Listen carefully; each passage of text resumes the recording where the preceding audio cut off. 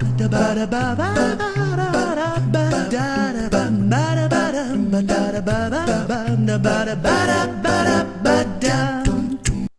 everybody. I'm Akila Candy Harris, and this is Literary Candy, where we talk about sweet, clean literature. And today we have as our guest Kim Cox, and she is the author of The Seeds They Plant. Welcome to the show, Kim.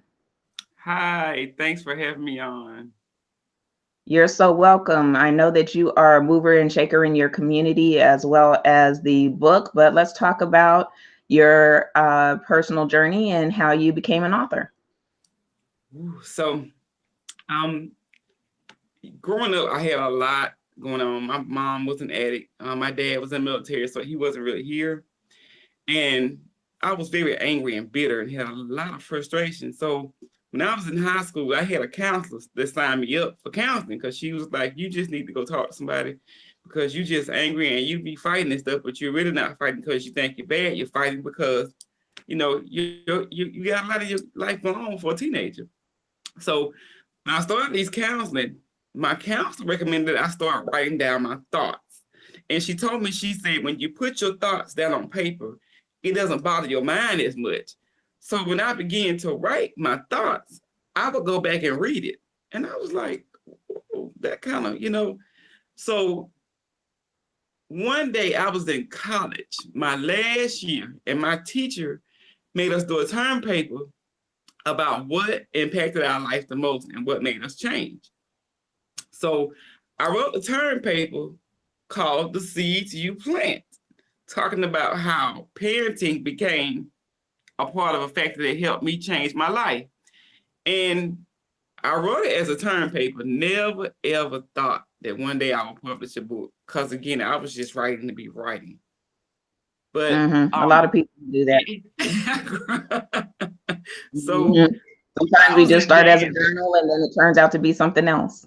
Yeah. And we were in dance class. I took 2 years of dance ministry. And at the end of dance school, she told us we had to do a paper on what impacted our life. So I called myself don't cheat. Well, I already did that paper, so I'll just tweak it and fit it in. Oh, I did. And my teacher got in contact with me and she said, this needs to be a book. And I was like, oh, no.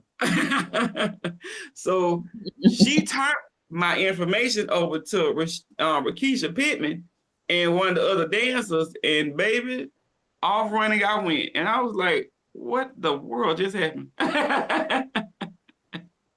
But that's how I got into writing. Okay, well, tell us about the book. What is it about? Tell us how the information in the book goes. So the book is called The Seeds You Plant. And the book is about parenting, because a lot of times, especially this generation of parents, they don't realize the importance of having a solid foundation for your kids from day one. You know, the environment, the setting, the structure, the education, having life insurance, having, the necessities that kids need to go to school with, following up, playing a part. So I took my life and I started out talking about how my mom was not there and what happened to me because of that. And then I took my life and talked about how when I became a parent of my son, what I had to do differently. And I tied it into, again, the seeds you plant, because when you plant a good seed in your child, it'll spring up and have a strong tree. Now, I do have a section talking about how sometimes that child might go wayward. But if that tree is planted solid, that baby gonna have to come right back to that foundation and say, what can I do? I got to get myself together. So, Kim, who is your book written for? Who is your target audience? Who do you think should best read this book? So this book is written for any parent who is just found out they're pregnant. It's also written for that parent who is young, who is inexperienced, might not have that structure that they need to know how to raise a child.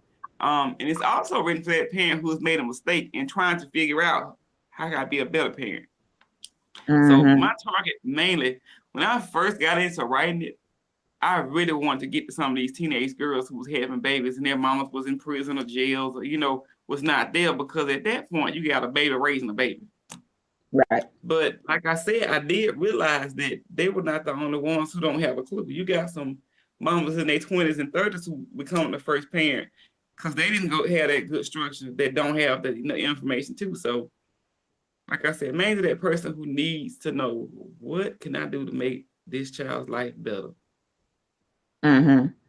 If there's one thing that you want people to get from the book, what is that one nugget that you think is the most important to come out of your book?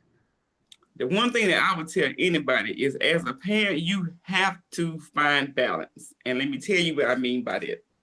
Okay. I was a overachiever as a parent because I felt my mom had failed me. I wanted so bad to just make my kids these golden children. They was in every event. They was in everything that I could put them in. And then on top of that, I spent a lot of time on them, money on them, trying to have them with things that was better. Now, I did not spoil them because I Hmm. knew that if I gave them a lifestyle that they was not accustomed to, and say, for instance, God took me home early or I got hurt and could not work, then most kids resort to their street life to keep their lifestyle they had up. So my golden Hmm. nugget I would tell you is to find that balance. Find that balance where you still know who you are as a person as well as a parent, because sometimes we have it unbalanced. We focus on our kids so much to it's like you don't take trips for yourself or spend time with yourself, or it's all about my kids. Find that balance. Find that balance and make sure you love on you. Yeah, that's valid and very pertinent information, especially for married couples. Yes, yes, because that Mhm. would tear marriage apart.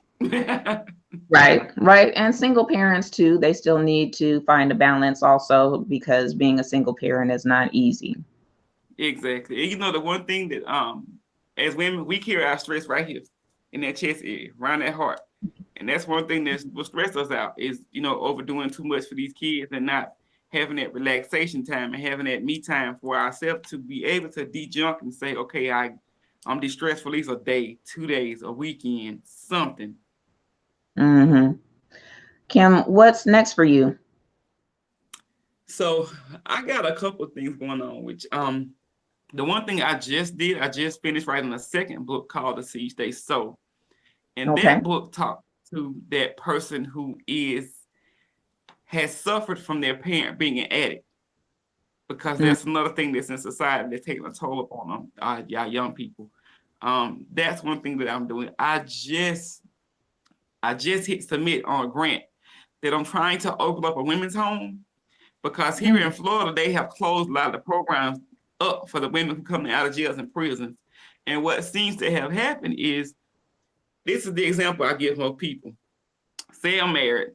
Me and my husband, we're having a good life. We have our kids, we have our family, we're working. Well, one day I go to work and I feel sick, so I come home early. I come home, I find my husband is cheating. I Mm. get into it with him. We have a fight, but I go to jail because they say I was the primary aggressor. So I go to jail. While I'm in jail, he divorces me. He has access to all of my money and his. And now I'm in jail. The judge gives me, say, 12 months. Now I'm getting out of jail with nothing. And you tell me to go back into society and make a living without stealing, robbing, killing, or anything. Mm-mm. But you're not giving me anything to go back into society with. Besides, now I got a label says felon. Right. That's not working. It's repeat offenders coming in and out for the same thing because they don't have that help or that extra push to get back to that like they had before they got locked up. So that's what I'm Okay. working on right now. Okay. That's good work in the community, and it's going to be something that's going to benefit a lot of women. And I am very, very happy for you and for the people there in Florida who are going to benefit from the work that you're doing. So, Kim, why don't you tell us about how to get your book, both of them, and where we can find you on social media? So I have a website and I'm also on Amazon for my books. The website is Kimberly R. Cox, KIMBERLY, rcox.com. I'm also on Amazon under the name or the title. Again, the seeds you plant, the seeds they sow. On social media, my name is Kim Anderson Cox, but you can follow me by typing in K Cox 505 on social I'm sorry, Instagram, Facebook, and Twitter. Okay, excellent. So we'll definitely be looking for both of your books, the seeds they sow, and the seeds they plant. Correct? Yes, thank you so Okay. much. Yes. Well, thank you so much for being on the show, and don't forget to follow us and to subscribe on YouTube to Literary Candy, and to check us out on our website, www.literarycandy.com. I'm Akila Candy Harris, and have a great day.